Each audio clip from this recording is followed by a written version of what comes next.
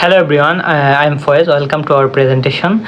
Today our group will talk about why people commit corruption and abuse power. There are many reasons behind this problem. Each of us will share one. Let's start with the very common one, nepotism and favoritism. Nepotism is when someone gives job opportunity to their family. Favoritism is when someone gives special treatment to their close friends. Instead of choosing the most qualified person, they choose someone personally they like. For example, a manager might promote a friend even though other employees work harder, or a government official might hire a relative for an important job.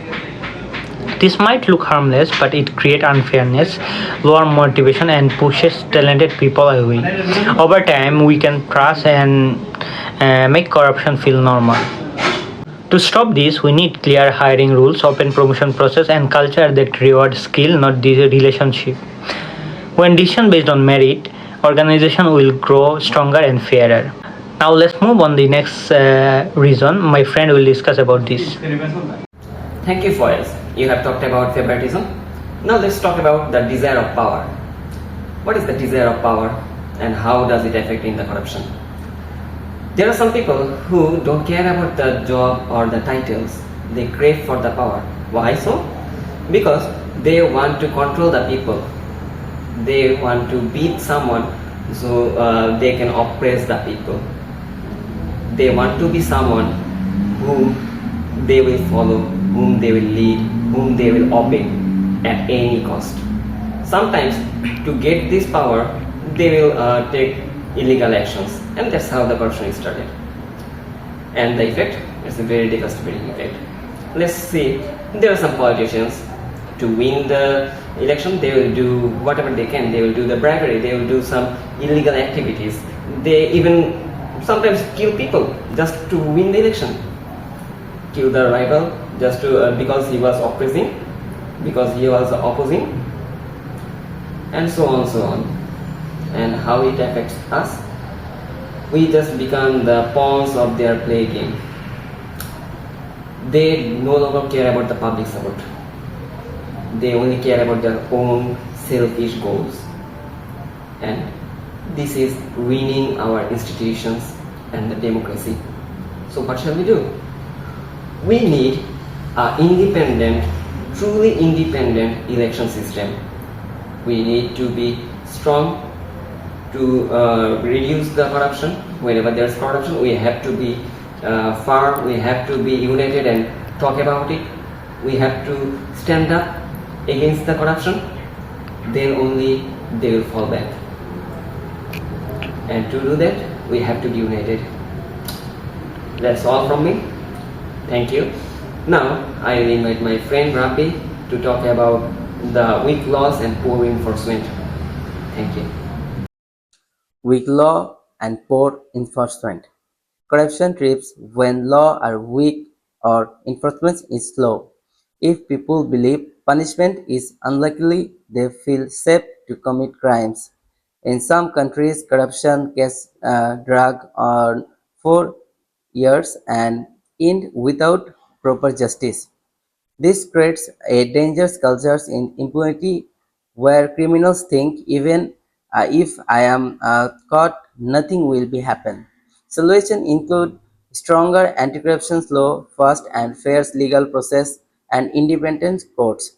When justice is certain and safe, corruption become far riskier. Hi, my colleagues. Thanks, and I appreciate everyone for giving me the chance to speak up. My name is Success, and we are talking about why people do corruption and abuses power. And I will be talking about few reasons. One of the major reasons why people do so is lack of accountability and oversight. Another key factor is the absence of proper monitoring. When a leader in a financial institution is not being monitored and auditing are not being made, they tend to misuse the resources for their own personal gains. For example, if a company avoids audits, manager might quietly use company's fund for personal gain. The impact is huge. Trust declines and institution loses credibility. Regular audit, independent watchdog agency, and open public reporting are essential to keep people in power accountable. Yes, when we fail to do proper auditing and watch or monitor managers, directors, and people who are in power, they might tend to use the fund for personal gains.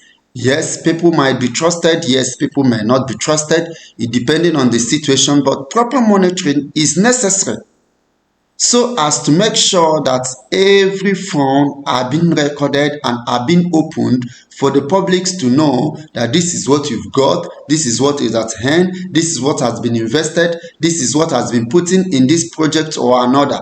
So people tend to misuse power when there is lack of accountability and oversight, and it's as a result of lack of audit and monitoring. Thank you, and I'll be handing over to my colleague Jannat for the next speech. Thank you, Success. Let's talk about how low salaries often push people toward corruption. When workers struggle to cover their basic needs, bribes or extra payments start to feel like a way to survive. This usually happens with lower level workers like traffic police, poorly paid public jobs. Even though property is not an excuse for corruption, fair salaries, better working conditions, and social support can reduce this pressure and help stop issues. My name is Samiksha, and today I'm going to talk about cultural acceptance of corruption.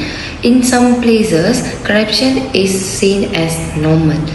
People say this is just how things work, or you need connections to get things done. When giving, bribes become part of daily life, like paying extra for faster service. It stops feeling like a crime. The mindset is dangerous because it passes corruption to the next generation. The solution lies in education, public awareness campaigns, and strong role models who show that honesty is possible and respected. Thank you. Hello, greed of money and wealth. Greed is one of the oldest and strongest reasons for compassion. Some individuals already have enough, but they want more. They take babbles, embezzle funds, or create strict deal purely for personal gain. They selfishly divert money away from public service like hospital, schools, and infrastructure. To combat this, governments need strict financial monitoring, transparent budgeting, and heavy penalties for theft of public funds. Hello everyone. Now I'm going to talk about personal ambition and career game. This is my 8 number part of this video. Some of people commit corruption not for money, but to climb the career ladder faster. The might may brides for performance, falsify performance record to appear more successful. And second part is that creates a toxic workplace where shortcuts matter more than skill. Organization must have clearance, merit-based promotion system, and performance evolution, staff correction motivated by ambitious. Believe they won't get caught. Many corrupt individuals simply believe they can escape punishment. They see others committing crimes or with consequence and think they can do the same. This belief fuels a dangerous circle. The way to break it to ensure risk investigations, transparent trials, and equal punishments for everyone, even powerful figures. When people know they will be caught, corruption loses its appeal. Weak moral values and integrity. Finally, corruption often comes down to personal ethics. Even if there are strong law and fair salaries, a person with weak moral values may still engage in dishonest act. Integrity means doing the right things even when no one is watching. For example, an official might misuse public funds simply because they have the opportunity. Once integrity is lost, rebuilding the trust becomes extremely difficult. Conclusion. In conclusion, corruption is not only a matter of weak system or poor government, but also the individual morality. Without integrity and strong values, no amount of rules can fully prevent corruption. Therefore, building a culture of honesty and responsibility is the key to reduce corruption in society.